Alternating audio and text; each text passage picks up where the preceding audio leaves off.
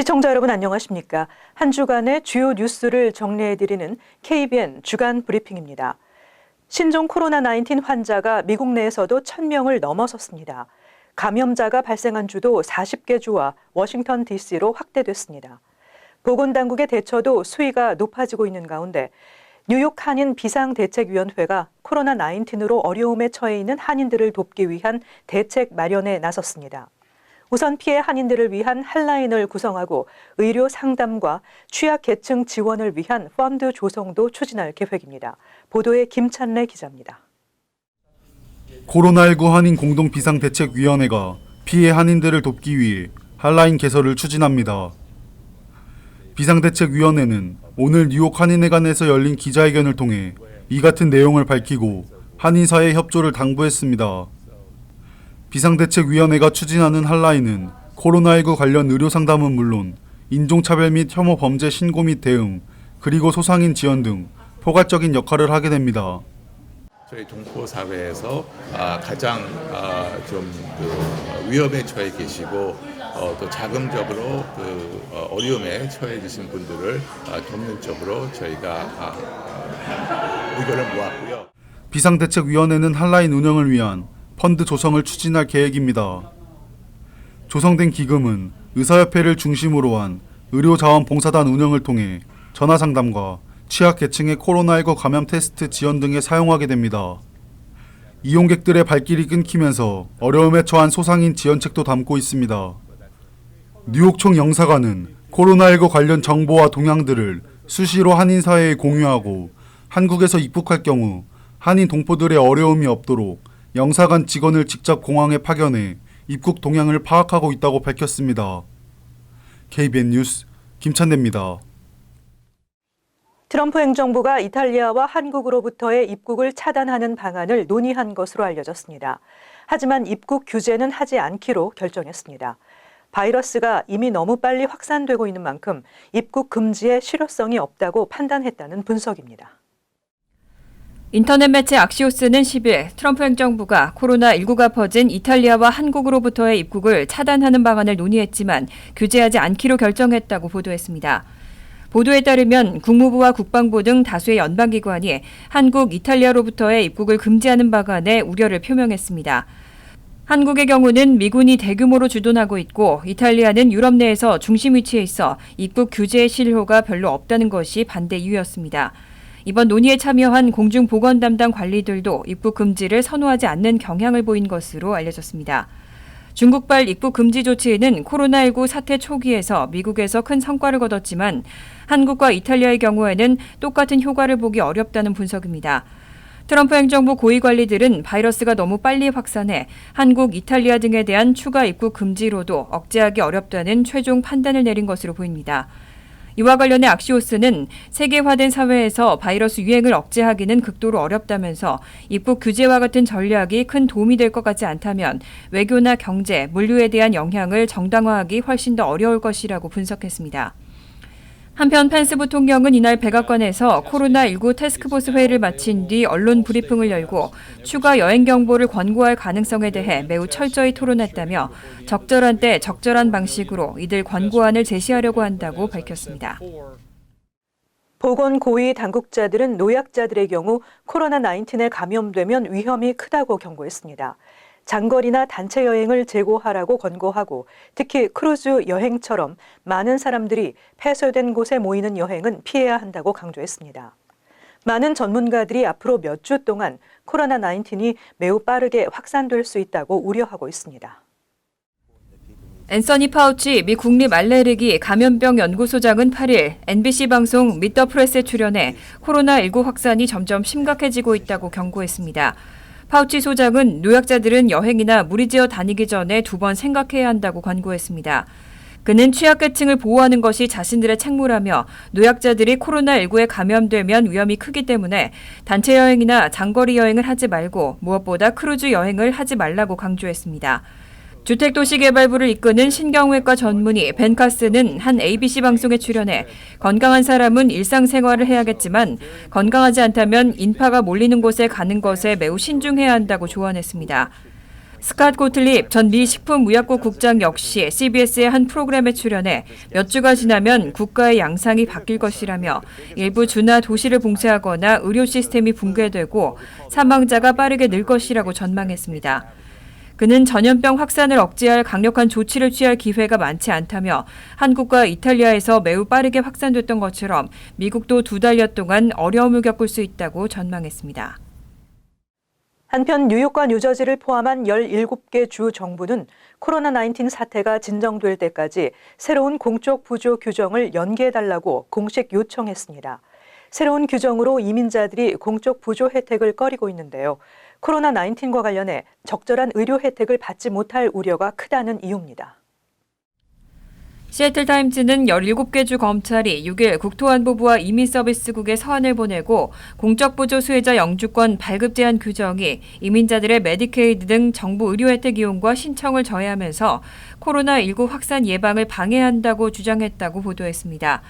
지난달 24일부터 시행에 들어간 새 규정은 현금성 복지 수혜자뿐 아니라 비현금성 복지 수혜자들도 영주권과 비민비자 발급을 제한하도록 하고 있습니다.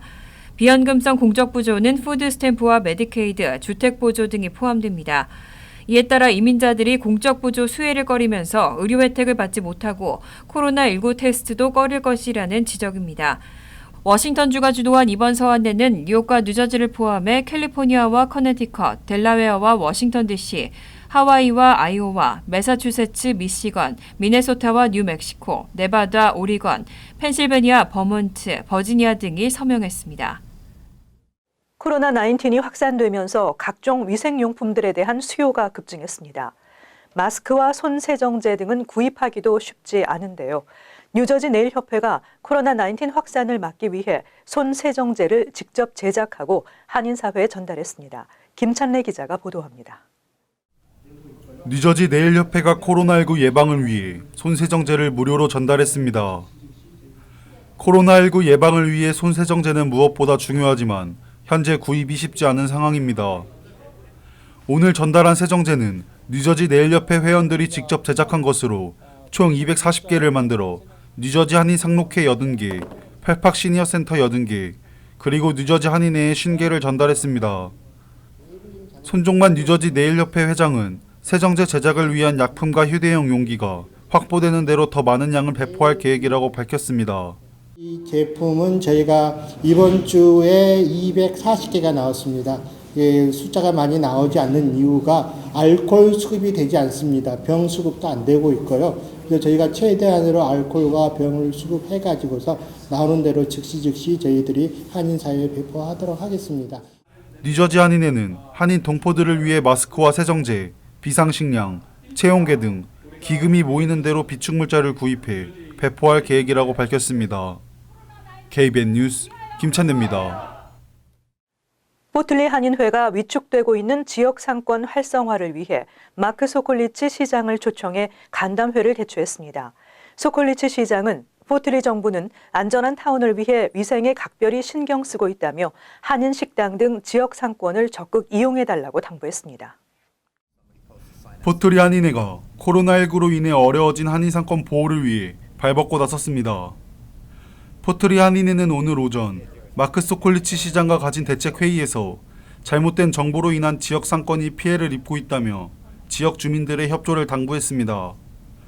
마크 소콜리치 포틀리 시장은 지역 한인 상권이 위협받는 상황을 해결하기 위해 직접 한인 식당을 찾았다며 포틀리 정부는 지역 방역에 최선을 다하고 있으며 코로나19로부터 안전한 타운을 만들기 위해 노력하고 있다고 밝혔습니다.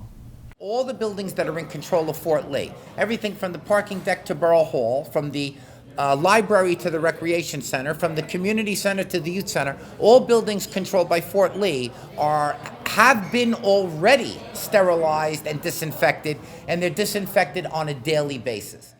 또 한인 상권 지원을 약속하고 한인 등 아시안이 차별받는 일은 있어서는 안 된다며 만약의 경우 신고를 당부했습니다. Everybody and anyone, whether your religion, your race, your nationality, is subject to contracting the coronavirus disease. This is not limited to one group. So if anyone in the borough of Fort Lee is being treated unfairly or they're being discriminated against or they're the victim of a bias crime, it's important that you contact the mayor's office or if it's a serious crime, you dial 911. 소콜리치 시장은 이번 주 동안 한인 식당들을 직접 방문해 식당 관계자들을 격려할 예정이라며 건강한 포털리를 위해 다양한 대책을 마련 중에 있다고 밝혔습니다. KBN 뉴스 김찬래입니다. 뉴욕주에서 아시안에 대한 혐오 범죄가 기승을 부리고 있습니다. 지역 정치인들은 아시안의 안전에 대한 우려를 밝히고 인종 혐오 범죄에 대해 경고했습니다. 또 일부 미디어가 잘못된 보도로 이런 인종 혐오 범죄를 부추기고 있다고 지적했습니다. 론킴 뉴욕주 하원 의원과 존 리오 뉴욕주 상원 의원, 그레이스 맥 연방 하원 의원 등 한인 밀집 지역을 지역구로 둔 아시안 정치인들과 퀸즈 브루클린 지역 흑인 정치인들은 9일 플러싱의 김 의원 사무실에서 기자회견을 열고 아시안 대상 인종 혐오 범죄를 엄중 경고했습니다. 지난달 맨하튼 차이나타운에서는 마스크를 쓰고 있는 아시안 여성에 대한 폭행 사건이 일어났었고 맨하튼 전철에서도 아시안 남성에게 방향제를 분사하는 등 지속적으로 아시안 대상 인종 혐오 범죄가 일어나고 있습니다. 지난 7일 밤에는 브루클린에서 마스크를 쓴 중국계 남성이 괴한에 의해 수차례 칼에 찔리는 사건이 발생해 아시안의 안전에 대한 우려가 더욱 심각해지고 있습니다. 김 의원은 이날 회견에서 코로나19가 방아쇠가 돼 숨어있던 인종 간의 혐오가 드러났다며 언론 매체가 코로나19 관련 기사에 아시안과 플러싱 사진을 사용하는 등의 행태로 혐오를 가중시키지 않길 바란다고 전했습니다. 맹 의원 역시 미디어의 옳지 않은 보도로 인해 아시안 소상공인 50에서 70% 이상이 경제적인 타격을 입고 있다고 우려했습니다. 민권센터 등 뉴욕의 이민단체들도 9일 보도자료를 배포하고 이 시국의 연방정부의 반이민 정책도 인종을 향한 편견과 차별, 혐오를 부채질하고 있다고 지적했습니다. 민주당 대선 경선이 2파전으로 압축된 후 6개 주에서 경선이 치러졌습니다. 일명 미니 화요일 승부에서는 조 바이든 전 부통령이 버니 샌더스 상원 의원을 압도했습니다. 앞으로도 현재의 흐름이 이어진다면 남은 일정은 바이든 굳히기에 나서는 형태가 될 가능성이 커 보입니다. 조 바이든 전 부통령은 6개 주가 경선을 치른 어제 최대 승부처인 미시간을 비롯한 4개 주에서 승리했습니다. 바이든 전 부통령은 미시간주에서 52.9%를 기록해 36.4% 지지율을 기록한 버니 샌더스 의원을 두 자릿수 차이로 앞섰습니다. 미주리주와 미시시피주에서는 60.1%, 81%의 득표율로 각각 34.6%와 14.9%에 그친 샌더스 의원을 압도했습니다. 아이다호주도 바이든 전 부통령이 48.9%의 득표율로 42.5%의 샌더스 의원을 누르고 승리를 확정했습니다. 아이오와 뉴햄프셔 등 백인이 많은 초기 경선 지역을 벗어나 유색인종 비중이 높은 전국으로 무대가 넓어진 것은 흑인 지지가 두터운 바이든에게 유리한 요소가 됐습니다. 핏 부리지지 전 사우스밴드 시장, 에이미 클로버셔 상원 의원이 잇따라 사퇴하며 경선 지역이 극적으로 바뀐 것도 큰 힘이 됐습니다. 중도 진영이 반 샌더스 기치 아래 결집하면서 바이든이 상승의 모멘텀을 마련했고 슈퍼 화요일 이후 마이클 블룸버그 전 뉴욕시장까지 퇴진하면서 양자 대결 구도가 됐습니다. 이후 어제는 바이든이 양자 구도에서 샌더스와 치른 첫 정면 대결에서 이겼다는 데 의미가 있습니다. 민주당은 14일 미국령 북마리아나 제도에서 경선을 치르고 17일에는 대의원 수가 4번째로 많은 플로리다가 포함된 4개 주에서 경선을 펼칩니다. 코로나19이 미국 내에서도 확산되면서 최근 손세정제 가격이 크게 오르고 구입하기도 쉽지 않은데요. 뉴욕주가 손세정제를 무료로 배포할 계획입니다. 제품은 뉴욕 행정기관이나 학교, 대중교통 등에서 무료로 받을 수 있을 것으로 보입니다. 뉴욕 주정부는 일주일에 최대 10만 갤런을 생산해 공급할 예정이라고 밝혔고요. 시중 판매는 하지 않고 뉴로셀 등 코로나19 감염 위험 지역의 공공기관에서 우선적으로 배포한다고 합니다. 이상으로 KBN 주간 브리핑을 마칩니다. 시청해주신 여러분 고맙습니다.